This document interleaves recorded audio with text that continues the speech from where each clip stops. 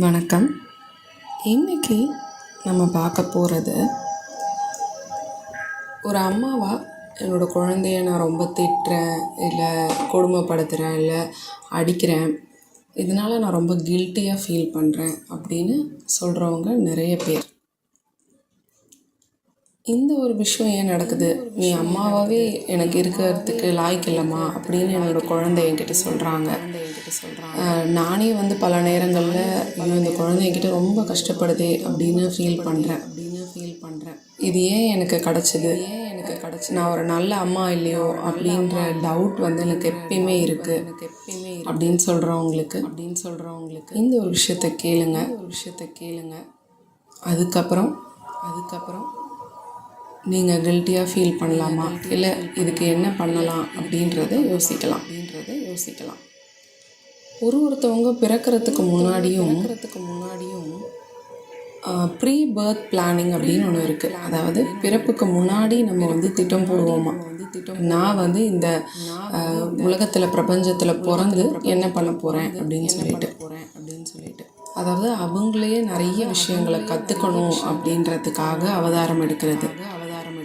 அதுக்கப்புறம் அவங்களே அவங்களோட அம்மா அப்பா யார், அவங்களோட ஆன்சிஸ்டர்ஸ் யார், பாட்டி தாத்தா யார் அப்படின்றதெல்லாமே தேர்ந்தெடுப்பாங்களாம். ஒரு அம்மாவை தேர்ந்தெடுக்கிறதுலேருந்து எல்லாமே அந்த குழந்தை தான் பண்ணுதே தவிர நம்ம யாரும் அந்த குழந்தைய நீ எனக்கு பிறக்கணும் அப்படின்னு நம்ம தேர்ந்தெடுக்கிறது கிடையாது. அந்த குழந்தை தான் இவங்க தான் என்னோட அம்மா, இவங்க தான் என்னோட அப்பா, இவங்க தான் என்னோட தாத்தா பாட்டியாக இருக்கணும் அப்படின்றத தேர்ந்தெடுக்கிறாங்க. ஸோ அப்போ நம்ம எவ்வளோ நம்மளை எந்த இடத்துல அந்த குழந்தைகள் வச்சுருக்காங்க பாருங்கள்.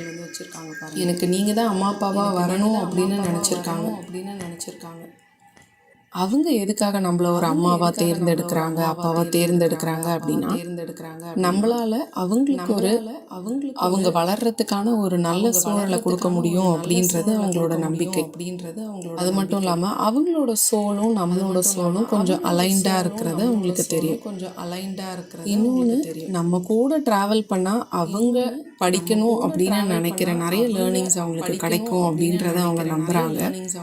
ஆனால் அவங்களுக்கு என்னென்ன ட்ரைட்ஸ் இருக்கோ, அவங்களுக்கு கோவம் வருமா, இல்லை எப்படி அவங்க ரொம்ப ஹாப்பியஸ்ட் பர்சனாக இருப்பாங்களா, இல்லை லைஃப்பில் தான் கற்றுக்க வேண்டிய விஷயங்கள்னு சிலது வச்சுருப்பாங்க இல்லையா, அதே விஷயங்கள் தான் அந்த அம்மா அப்பாவுக்கும் இருக்குமா.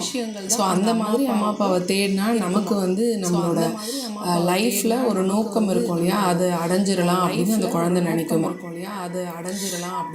ஸோ இதுக்கப்புறம் இந்த குழந்தை அம்மாவை தேர்ந்தெடுக்க ஆரம்பித்து தேர்ந்தெடுத்த பிறகு அந்த அம்மாவோட ஆத்மா கூடயும் சோல் டு சோல் ஒரு ஒப்பந்தம் போடுமா.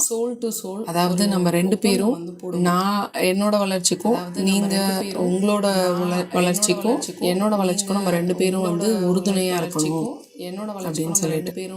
ஸோ லைஃப்பில் நமக்கு நிறைய விஷயங்கள் அனுபவங்களாக கிடைக்கும், லெசன்ஸ் கிடைக்கும். அதெல்லாம் நம்ம ரெண்டு பேரும் வைஸ் வர்ஸா மியூச்சுவலாக ஷேர் பண்ணிக்கணும் அண்ட் லவ்வை ஷேர் பண்ணிக்கணும் அண்ட் லைஃப் லாங் இந்த பந்தம் நமக்குள்ளே இருக்கணும் அப்படின்னு உங்களோட குழந்தை உங்களோட ஆன்மா கூட ஒரு ஒப்பந்தம் போட்டிருக்கோம். இன்னொன்று, நீங்கள் குழந்தை பிறக்கும்போது வயிற்றுக்குள்ளே இருக்கும் பொழுது அந்த அம்மாவுக்கும் குழந்தைக்குமான பிணைப்பு இதயம், யூட்ரஸ் அண்ட் அன்பு, அவங்களோட உள்ளுணர்வுன்னு சொல்லுவாங்க இல்லையா, அந்த விஷயங்கள் இது எல்லாமே ஒன்றிணைந்து இருக்கும். அண்ட் ஈவன் அந்த குழந்தை நம்ம வயிற்றுக்குள்ளே இருக்கும் பொழுது அம்மாவுக்கு நிறைய இடத்துல வழிகாட்டுமா. அதே மாதிரி அம்மாவும் அந்த குழந்தைக்கு எந்த ஒரு லைக் இது எனக்கு பண்ணாதான் நான் உனக்கு இவ்வளோ லவ் கொடுப்பேன் அப்படின்ற ஒரு எதிர்பார்ப்பு இல்லாமல் அம்மாவும் அளவற்ற அன்பு அந்த குழந்தை மேலே வச்சுருப்பாங்களாம்.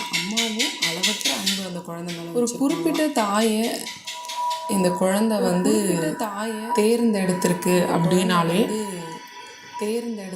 அந்த அம்மா கண்டிப்பாக ஏதோ ஒரு வகையில் தனக்கு ஹெல்ப் பண்ண போகிறாங்க அப்படின்றத அந்த குழந்தை நம்புமா. எப்பயுமே இதை புரிஞ்சுக்கோங்க. நீங்கள் உங்கள் குழந்தைய சூஸ் பண்ணல, உங்கள் குழந்தை தான் உங்களை சூஸ் பண்ணியிருக்காங்க. நீங்கள் அவங்களுக்கு ஹெல்ப் பண்ணுவீங்க, ஆனால் அவங்களோட நெக்ஸ்ட் லெவல் ரீச் பண்ணுறதுக்கு நீங்கள் ஹெல்ப் பண்ணுவீங்க. ஆனால் உங்களோட நெக்ஸ்ட் லெவல் ரீச் பண்ணுறதுக்கு அவங்க ஹெல்ப் பண்ணுறேன் அப்படின்ற ஒரு ஒப்பந்தத்தில் தான் நீங்கள் ரெண்டு பேரும் இந்த விஷயங்களை பண்ணிகிட்ருக்கீங்க. ஒரு ஒப்பந்தத்தில் தான் நீங்கள் 2 பேரும் இந்த விஷயங்களை நீங்கள் எப்பயுமே உங்கள் மனசுக்குள்ளே நினச்சிக்கோங்க, ஒரு அம்மாவா என் குழந்தை உங்கள் மனசு என்னை ஏதோ ஒரு காரணத்துக்காக தேர்ந்தெடுத்திருக்காங்க. அதை நான் நம்புகிறேன். அவங்களுக்கு என்னால் ஹெல்ப் பண்ண முடியுன்றது எனக்கு 100% தெரியுது. எங்களுக்குள்ள ஒரு சோல் பிளான் இருக்குது தெரியுது, எனக்கும் என் குழந்தைக்கும். அதை நான் ரொம்ப மதிக்கிறேன், ரெஸ்பெக்ட் பண்ணுறேன், ட்ரஸ்ட் பண்ணுறேன். என்னோட குழந்தை அடுத்த கட்ட வளர்ச்சி அடையிறதுக்கு என்னால் முடிஞ்ச எல்லா விஷயங்களையும் பண்ணணும் அப்படின்னு நான் இன்னைக்கு கடவுள்கிட்ட வேண்டிக்கிறேன்.